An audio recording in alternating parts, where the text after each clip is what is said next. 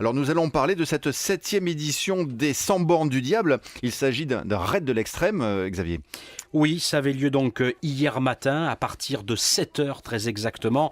Et en fait Bernard, ces 100 bornes du diable, c'est d'abord pour toutes les équipes de 2 concurrents, une formidable aventure humaine où le plaisir et la souffrance se mélangent. C'est un truc de fou ce truc-là.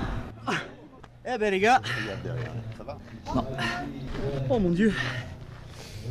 C'est pas facile, ouais. C'est pas facile, on est qu'à mi-course, donc ça va bien se passer comme on dit. Alors pour les 100 bornes du diable, les concurrents devaient faire dès 7 heures du matin à Mialet.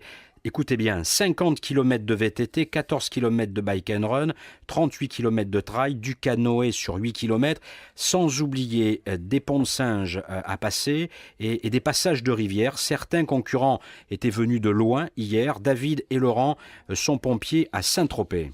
C'est que du bonheur. Comment vous avez entendu parler de cette épreuve ? À la télé, sur TF1. Et quand j'ai vu le reportage, je suis allé sur internet de suite pour essayer de trouver. Et j'ai contacté les organisateurs. Au début, on était une équipe. Et puis j'ai 2 autres équipes qui nous ont suivis. Et vous êtes pompier où ça ? Saint-Tropez.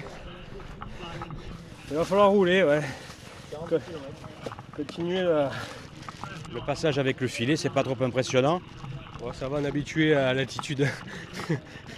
On est habitué à évoluer en hauteur, donc ça pose pas de problème pour l'instant. Qu'est-ce que vous êtes en train de chercher là ? Des antioxydants pour les crampes, pour repousser un petit peu les crampes. Alors sur 100 bornes, il faut bien sûr, c'est une évidence, bien s'alimenter. Les concurrents globalement l'ont fait hier tout au long de la journée, mais les organisateurs avaient aussi prévu des zones de ravitaillement avec fruits secs, pain d'épices, de l'eau, du jus d'orange, etc. Et puis les signaleurs ont aussi organisé un petit peu ces points restauration. Ils se sont eux-mêmes restaurés.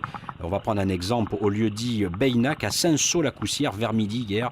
C'était plutôt sympa et très bon. On a cassé la croûte déjà 3 fois.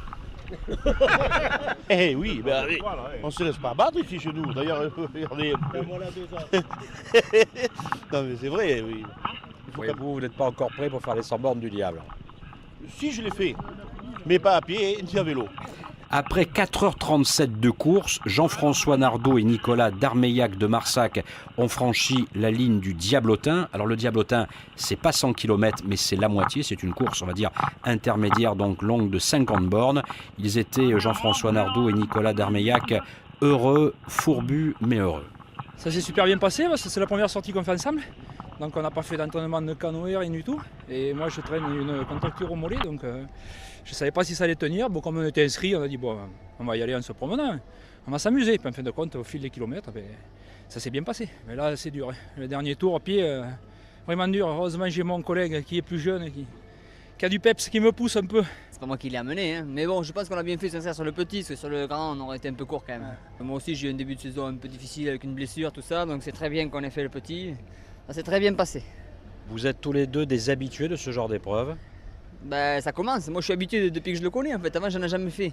Maintenant, ça fait 3 ans qu'on en fait tous les ans. 3, 4, 5 dans l'année, quoi.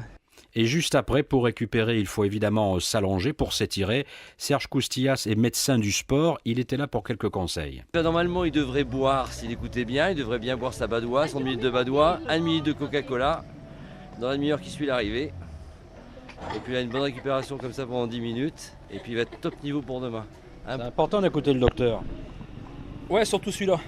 4h37 donc pour les vainqueurs du Diablotin que vous avez entendu, 8h06 pour les vainqueurs des 100 bornes du diable partis à 7h du matin, 8 heures d'effort pour les frères Lanceleur venus de Maison-Alfort.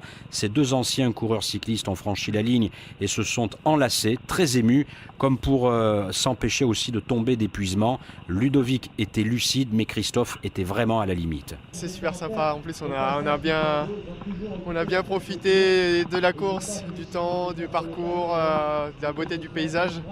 Et là en plus la victoire au bout, c'est super plaisant, vraiment super plaisant. Le fait de le faire avec votre frère, c'est un grand moment aussi.